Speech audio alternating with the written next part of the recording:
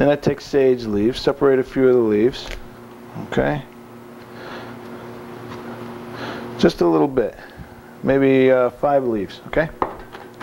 Chop them coarsely, almost like what the French would call a chiffonade, right? Okay? Add that. Mix that. Okay. Now this salt's our relish. This is really a relish, but it comes under the heading of the salsa. Let this sit overnight, okay? And now what you've got is a wonderful accompaniment to a risotto, a polenta dish, perhaps even a lasagna, something like that. Something that's more, I wouldn't say heavy, but filling. Good word. Okay, so this will add interest. It adds a little bit of lightness, and also the onion, if you marinate it overnight, will actually help to promote your digestion a little bit. You know, with the vinegar and everything in there, it'll help to lighten that. So a little bit of that, like a tablespoon of that on the side of your pasta or polenta.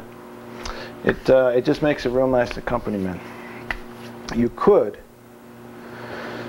add sour cream to that, add a little more salt, maybe a little bit of oregano, and almost make like a dip or a spread, or even if you, well, maybe I'm getting ahead of myself here, you could almost make a salad dressing out of this too.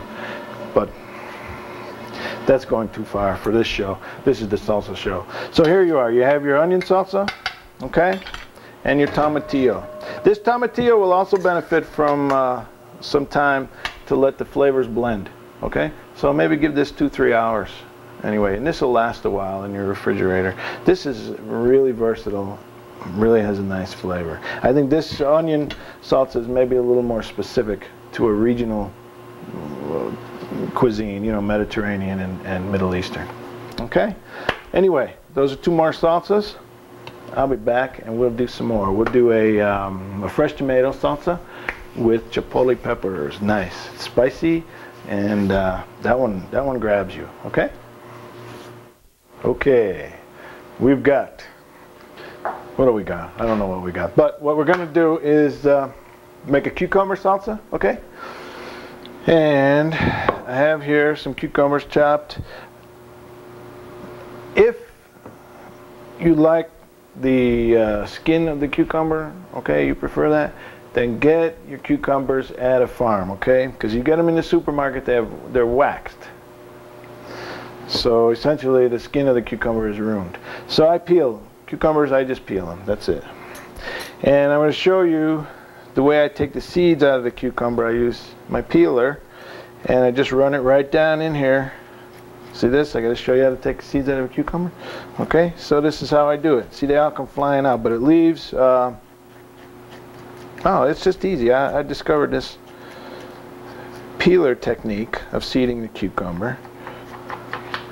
And for this one, I like a cucumber with no seeds. So, that's done. Now I'll chop this up very, medium fine dice, right? 1/4 inch pieces perhaps. Okay, right in there. Now what I like to do with this salsa is, this one is definitely, this one is a cooling, okay? This one is good, and I think should be served with hot foods, spicy foods, right? The hotter the food, the more you need this salsa. Cucumbers themselves are very cooling, but also I'm going to add mint, okay? I have some mint leaves here. And this, I'll take the leaves, separate the stems, and this one, okay, this salsa also can be mixed with the yogurt to make a raita. Nice dish. That also, yogurt also has a cooling effect.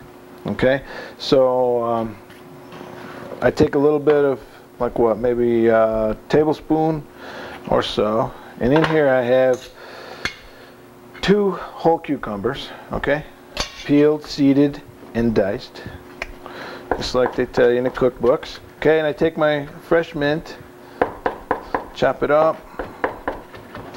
This is summertime food right here.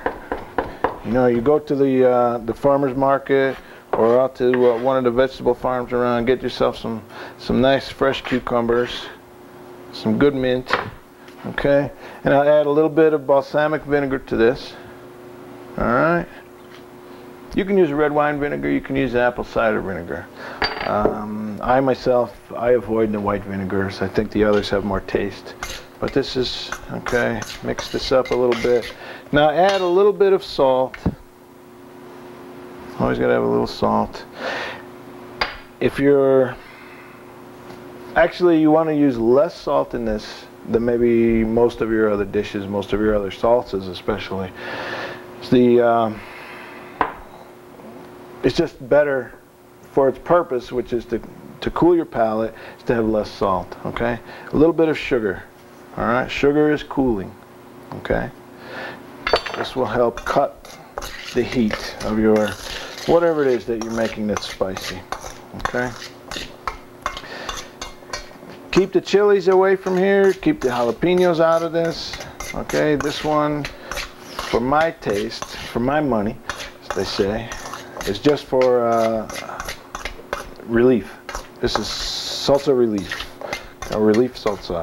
Now you could add a little bit of dill to this, and you could, something I discovered about a week ago. So I was making some of this, and I had actually, I was experimenting, and I took cucumber and zucchini, okay? And the zucchini just, I don't know how it did it, but it changed the taste. It made it a little bit crunchier, a little bit crisper, and just, actually, I hate to say that it improved it, but it just made it a little different. And so, you know, I really like the flavor of it. So if you have a lot of zucchini in your garden, this also would make a, you know, make a good combination, a good salsa, almost like a relish, you know. And this one is good. This one lasts quite a while. And the thing is, the crunchiness of the cucumbers lasts a long time. They don't start to get soggy or limp. You know, they'll stay crisp for quite a while. So this is your summer salsa, okay? Your quintessential summer salsa. All right, the next one I want to make is a fresh tomato salsa with a chipotle peppers. I don't know how to pronounce that, but what they are is they're smoked jalapenos. Okay, can you see these? How they look after the jalapenos have been smoked? Okay, here you have your fresh jalapeno. Here you have this one's been treated with the smoke. I'm not sure how they do it, but I'll tell you one thing. It takes the jalapenos and brings out the heat. It makes them really hot. It's really nice. It's also really smoky. This has a great flavor. But what I've done is I take these and I soak them in hot water, okay?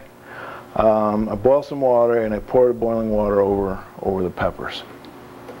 These chilies are ones you definitely want to be careful with, okay? When I blend these, I may start choking here. It's just you should always do this with a lot of good ventilation, right? Like when you're painting or something. Anyway, you take these. See how they plump up? See, nice and red. Look at the color. The color's really nice. But anyway, what I want to do is pluck the stem off of here. Okay? Put the peppers in the blender. And if you want to make these, no, never mind. You really can't get the seeds out of these that easily. You can also get there's a powdered form of this pepper. You can get that and you can use it. Just mix it with water, make a paste, okay? This way is a little more complicated, but I like it. I like these better. The powder is just not as good. It doesn't, just for my taste, this is better. Okay, so I take a few of these. Oh, I have maybe a dozen in there. Okay, this one, this tops off.